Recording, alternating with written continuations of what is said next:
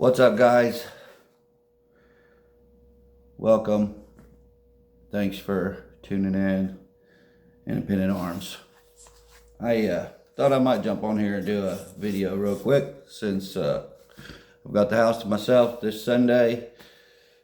Wife's gone grocery shopping, so I got a few minutes to do a quick fun video over this build I did.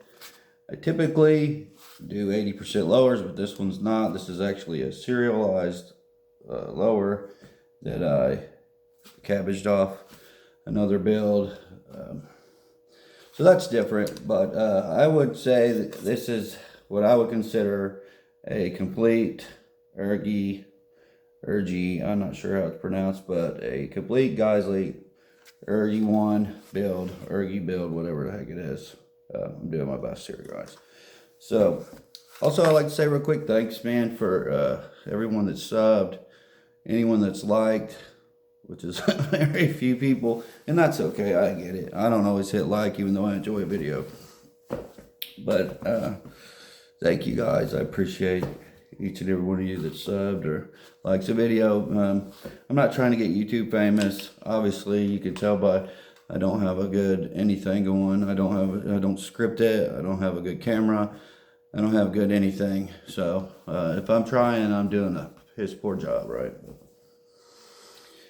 You know, anyway, thank you to all that has subbed. And it's, you know, I don't know too many people out around where I live. I live very remote that's into this stuff. So I thought, why not jump online and try to build a community of people that are into this and just find you where you are, you know what I mean? And just have fun with it.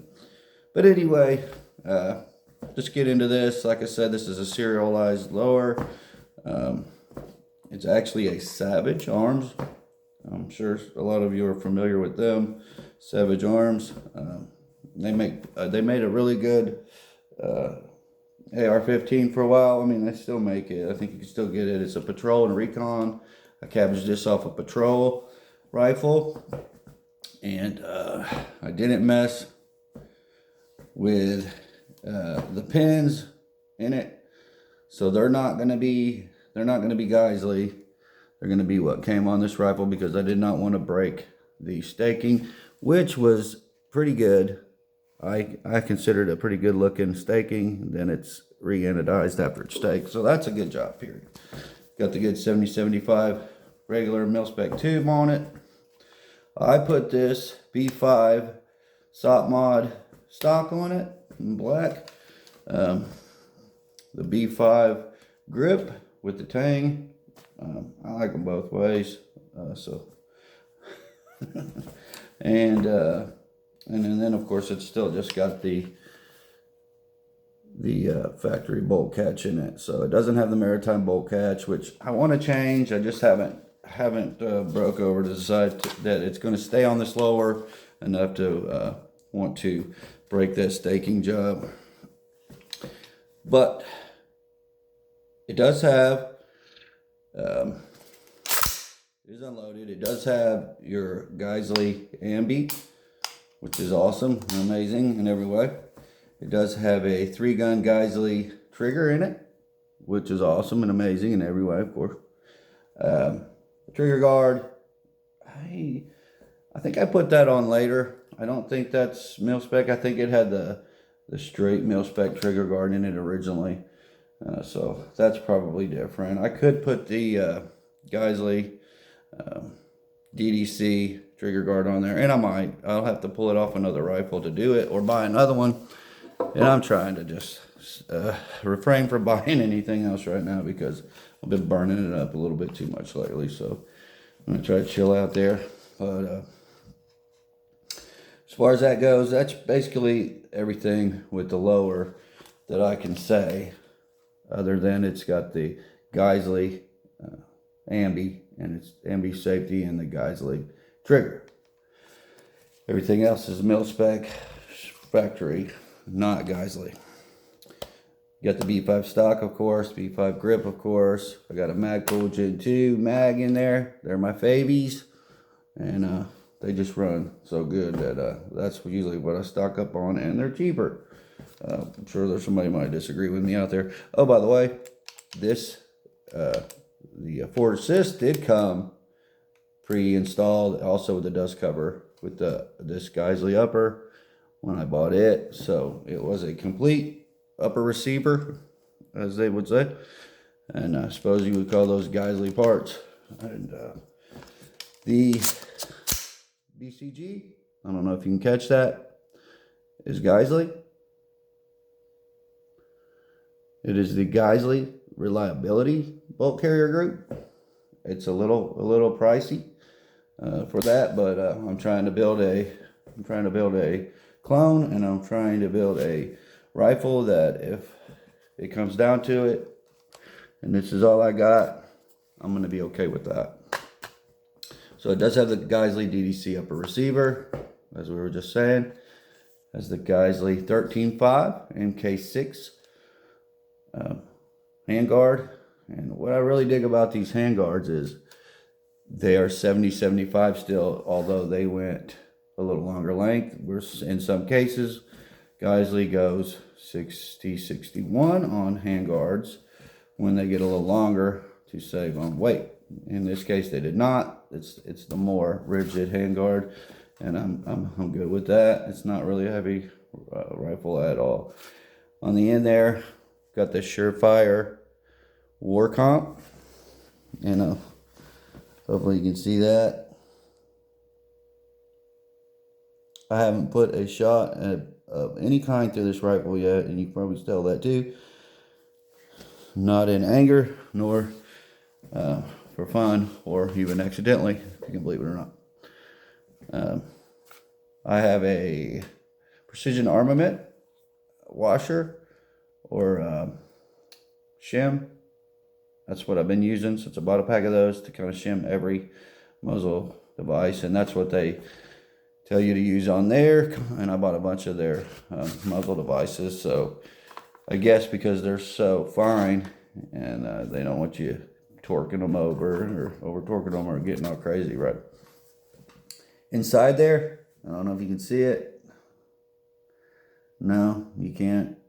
Sorry about that. My lighting, camera, everything sucks. And that, like I said, this is not HBO. So anyway, inside there is a Geissele fixed, pinned and pinned gas block, which I pinned here at home, and it went really well. I did use a jig, but I don't know that you necessarily would have to have one if you kind of knew what you were doing and took your time. But in my case, I thought, I'd rather use a jig, because I'm pinning some other gas blocks, some rifle speeds, and I don't want to screw it up, especially with the money you got in this stuff. I just assume have a jig. So the Geissele gas block's in there. It is a mid-length gas system, so got the mid-length gas tube. Also, you might have trouble seeing it because it's a nitrided gas tube. So kind of like the nitrided or the melanated gas tubes better, because they don't stand out. They're not flashy. You can't see them. No glint from the sun. It does have the steel inserts, as you can see. Some of them don't. I have another black one that came without them. So it's I don't know how that works. Luck of the draw. I'm not sure. I'm not sure why some have them and some don't. Where are we here, boys? Real quick, I've just got a Magpul sling on it right now. MS1, I think it's called. It's basic. It adjusts. It does the job. I'm not a sling connoisseur, but I mean, I think my favorite sling I've got is a $20 Strike Industries silent sling. It's called. It's pretty great, but I mean, there's better. There's better, right? And so, charging handle. That's going to be a DDC Airborne Geissele charging handle. To stay with the theme.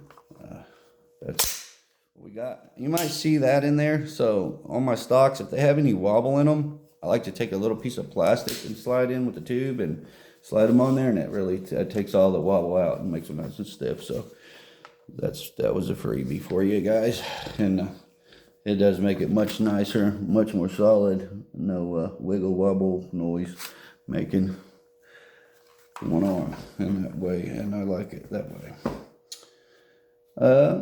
What else? I'm always missing something. I've got the Grove Tech wrap on there, multicam block. I like them. They're more affordable than some of the others, and I like that. It does block your gas block if you have an adjustable gas block in there, but I suggest trying your best to make that gas block come out to the front of your handguard as possible, if you can make it work that way. So far, I think that completes the rifle itself. Oh, I'm sorry. Inside here, there is a Geissele 42 H2 buffer, and it's got the braided spring in it and a H2 buffer. The mount is a Warren QD mount. They're pretty solid. I've got a couple other brands, and I would recommend these to anybody. They're not dirt cheap, but they are cheaper than a lot of options, and they are good. They are quality, in my opinion. I have two, and I really like them. I really like the way you tighten up if you need to, to adjust the tightness. It just makes sense.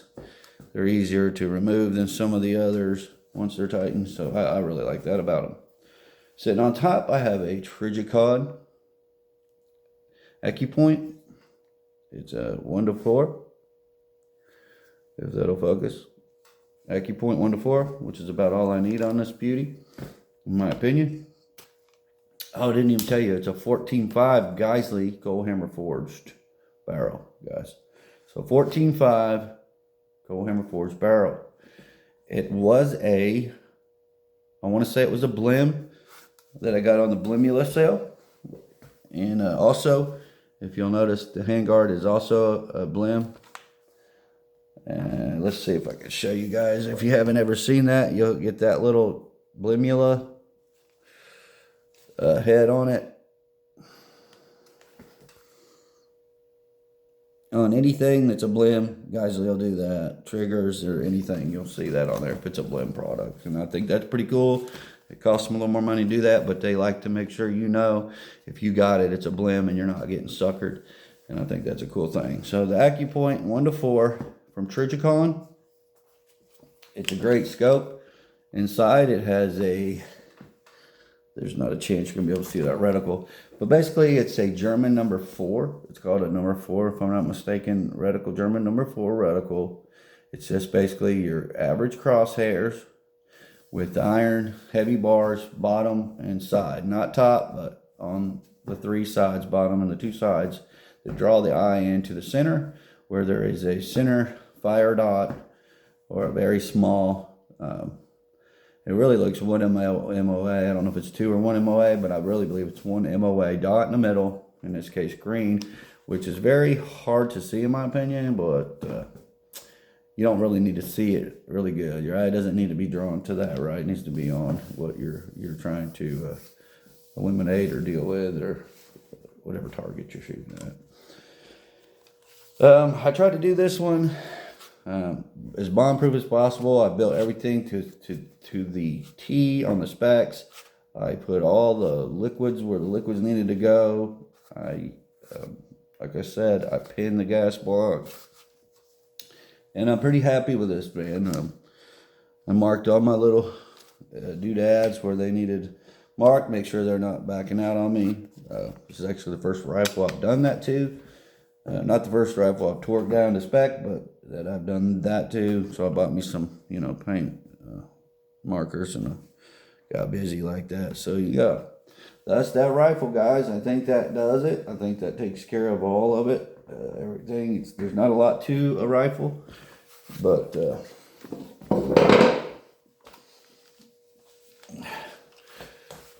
this one feels so good. 14.5 is my jelly and my jam.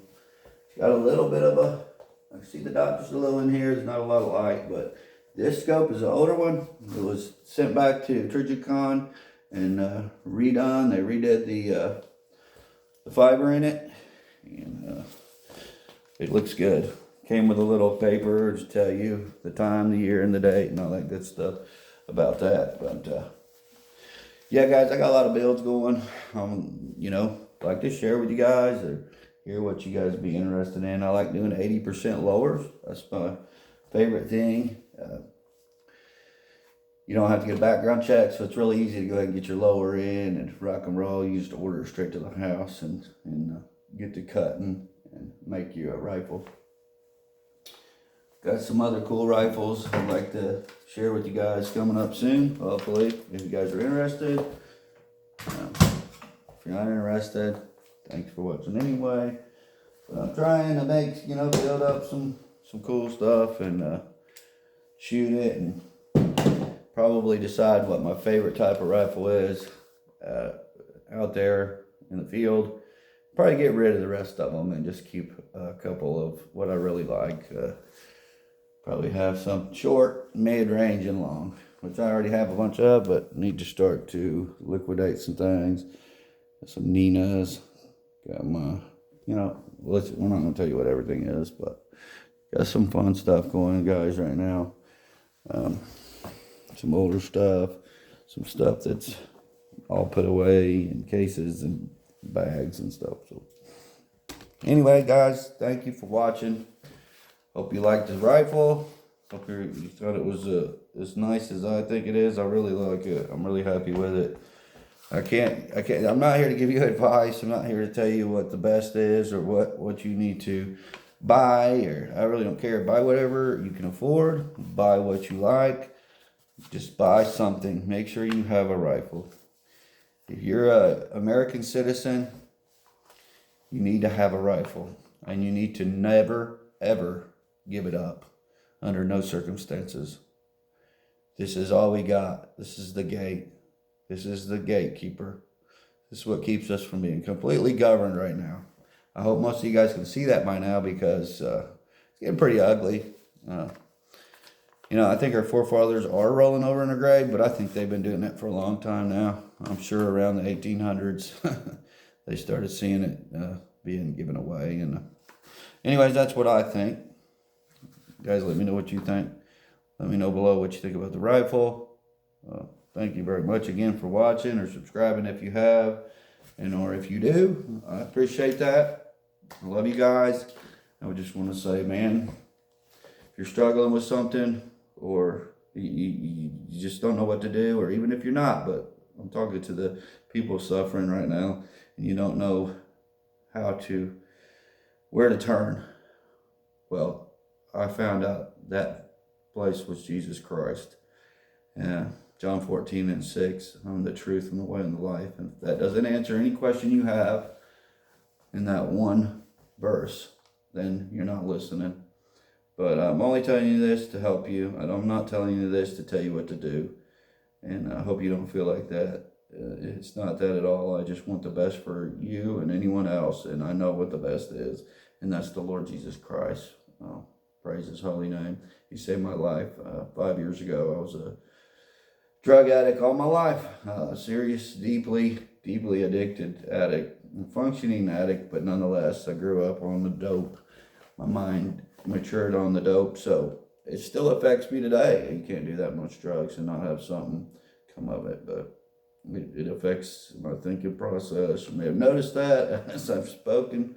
It's hard for me to draw thoughts to my mind, what I'm wanting to say, especially. But anyway, God, thank you for your mercies. All I got to say, Jesus, I love you, and thank you for what you did for me, giving me life more abundantly here, and took the sting away, the sting of death. And I know now that I will see you one day in a mansion that you made, prepared for me and anyone else who will accept you. Love you guys. Infinite arms. I'm out.